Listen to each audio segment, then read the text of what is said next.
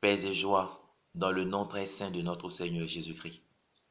Paix et joie à vous, enfants de la Vierge Marie. Nous sommes aujourd'hui le 1er août 2019 et nous savons tous que c'est dans le mois d'août que Marie, notre mère, va monter ou est montée vers son Fils Jésus-Christ. Donc dans ce mois d'août, Marie, notre mère, est élevée à la gloire dans la dignité de son Fils Jésus-Christ. Pour ma part, j'ai un cadeau pour tous les enfants de la Vierge Marie. Et ce cadeau se trouve dans le livre de l'Apocalypse, au chapitre 12, le verset 1, qui dit ceci. Un grand signe parut dans le ciel, une femme enveloppée du soleil, la lune sous ses pieds et une couronne de 12 étoiles sur sa tête. L'Église, notre mère, nous enseigne que cette dame, dont parle Saint Jean ici dans ce livre de Révélation, n'est rien d'autre que la Vierge Marie. Et donc l'Église, notre mère, nous exhorte dans ce mois de Marie, dans ce mois où Marie monte vers son Fils Jésus-Christ, à nous approcher de Marie par la récitation, par la méditation du chapelet ou du rosaire. Nous devons plus nous approcher de Marie. Parce que Marie, en montant vers Jésus-Christ, elle est capable de monter avec tous nos soucis, avec tous nos fardeaux, pour aller les présenter à son Fils Jésus. Je voudrais qu'on se souvienne un peu de ce mariage qui s'est déroulé à Cana. On nous parle des noces de Cana, où Marie et son fils étaient invités. On nous dit que au milieu de la fête, le vin manqua. Imaginez nos frères et sœurs à un mariage où les parents sont invités, les amis sont invités, la famille de la femme est invitée, dont la belle famille est là. Pendant que les gens commencent à rentrer véritablement dans la fête, on dit qu'il n'y a plus de vin. Mais écoutez, c'est une honte, c'est une humiliation. C'est une honte, c'est une humiliation. Et c'est dans une telle situation que le marié se trouvait. Mais Marie n'a pas voulu que ce monsieur demeure dans la honte. Elle a sollicité son Fils Jésus-Christ, qui à son tour a opéré le miracle. Je voudrais te dire en ce matin que Marie est cette mère-là qui connaît la honte dans laquelle tu te trouves. Marie est cette mère-là qui connaît la situation que tu vis. Marie est cette mère-là qui connaît les difficultés que tu vis. Marie est cette mère-là qui connaît le vin qui manque dans ta vie. Marie est encore cette mère-là qui est mieux placée pour présenter ta situation à ton Fils Jésus-Christ. Et pour cela, il va falloir que tu puisses accueillir Marie chez toi à la maison. Souvenons-nous, frères et sœurs, sur la croix. Souvenons-nous, lorsque nous étions à la croix, Jésus était là. Sur la croix, Marie était là. Jean était là. Jésus a dit à Marie, Mère, voici ton fils.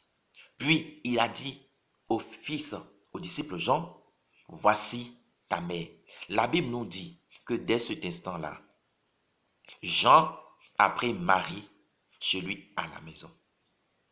Vous aussi, ou nous aussi, nous sommes invités à prendre Marie chez nous à la maison. En quoi consiste à prendre Marie chez nous à la maison? Prendre Marie chez nous à la maison, ce n'est pas décorer notre maison des photos de la Vierge Marie. Prendre Marie chez nous à la maison, ce n'est pas avoir plusieurs chapelets ou rosaires chez nous à la maison. Prendre Marie chez nous à la maison, ce n'est pas prendre des chapelets pour faire des colliers, pour se promener dans la ville. Non, ce n'est pas ça, prendre Marie chez nous à la maison. Ce n'est pas avoir une statue de la Vierge Marie chez nous à la maison remplie de poussière. Mais prendre Marie chez nous à la maison, c'est d'abord accepter Marie dans notre cœur, comme notre mère, comme la mère de notre Seigneur. C'est accepter d'imiter les vertus de la Vierge Marie. Accepter d'imiter les vertus de la Vierge Marie. Lorsque je me trouve dans une situation, la question que je dois me poser est la suivante. Qu'aurait fait la Vierge Marie si elle se trouvait à ma place? Voilà ce qu'on appelle prendre Marie chez nous à la maison. Prendre Marie chez nous à la maison. c'est d'avoir du temps pour la Vierge Marie, pour causer avec la Vierge Marie, par la méditation du chapelet et du rosaire. Alors dans ce mois d'août, je voudrais exhorter vous, mes frères et sœurs, à vous accrocher à votre chapelet.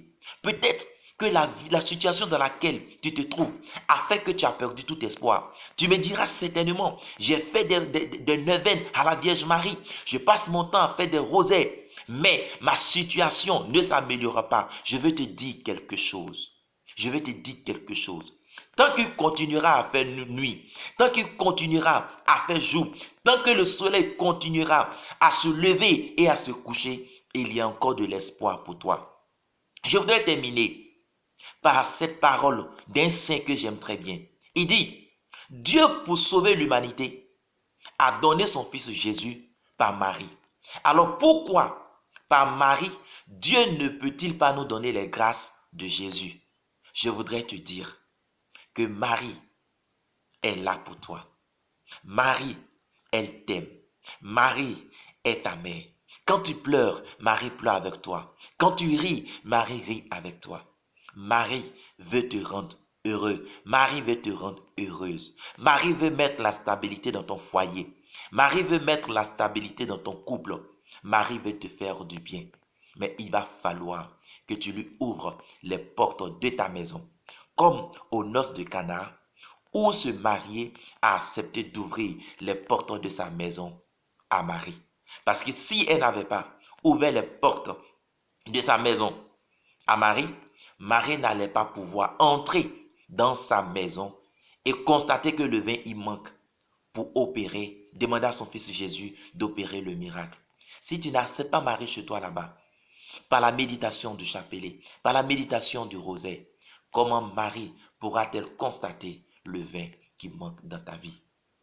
La situation, la solution au problème que tu vis en ce moment, ce n'est pas de pleurer, ce n'est pas de te lamenter, mais c'est tout simplement d'accueillir Marie chez toi.